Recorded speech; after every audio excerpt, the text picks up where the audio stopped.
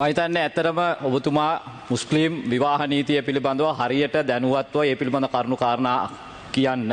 මහිතන්නේ ඔබතුමා දැනුවත් නම් කාදි උසාවි පිළිබඳවත් කතා කරන්නයි කියලා ඉල්ලීමක් කරනවා. විශේෂයෙන් නොදැනුවත් දේ පිළිබඳව කතා කරනට වඩා Taman දන්නා දේ පිළිබඳව කතා කිරීම උචිතයි කියලා විශ්වාස කරනවා.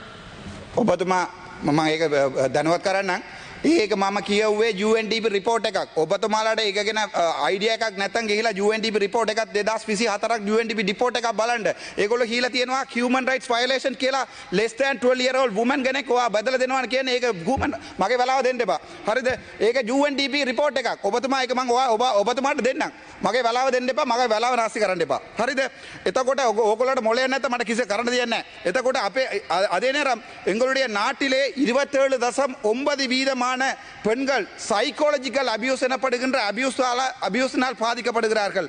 அதைவிட இந்த பெண்களுடைய அபியூஸ் எனப்படுவது வடக்கு கிழக்கிலும் அதே நேரம் மலையகத்தில் தான் அதிகமாக இருக்கிறது. முக்கியமாக எங்களுடைய சமுதாயம் எங்களுடைய அமைச்சர் ஒரு தடவை சொல்லியிருந்தார், வளமையாக எங்களுடைய மலையகம், அவர் மலையகத்தை சார்ந்தவர், எங்களுடைய மீன்பிடி அமைச்சர் சந்திரசேகர், மலையகம் தான் இதுவரைக்கும் போதைக்கு அடிமையான நாடாக இருந்தது, ஆனால் இப்போது யாழ்ப்பாணம் மாறி இருக்கிறது என்று சொல்லியிருக்கிறார். அதைவிட அவர் சொன்ன விடயம் எனக்கு மிகவும் கவலையானது. நீர் உம்முடைய விளையாட்டுகளை கொண்டே யாழ்ப்பாணத்தில் வைத்துக் கொள்ளும் என்று.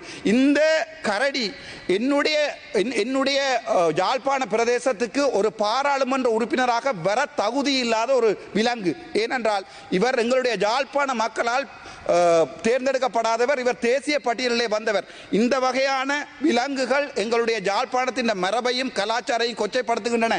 ஒரு தமிழை கூட ஒழுங்காக கதைக்க தெரியாத ஒருவரைக்கு யாழ்ப்பாணத்துக்கு ஒரு அமைச்சராக டிசிசி மீட்டிங் தலைவராக விட்டிருக்கார் என்பதுதான் கேவலம். அது சம்பந்தமாக வேறு விடயங்கள் இருக்கிற சொல்லுகிறேன்.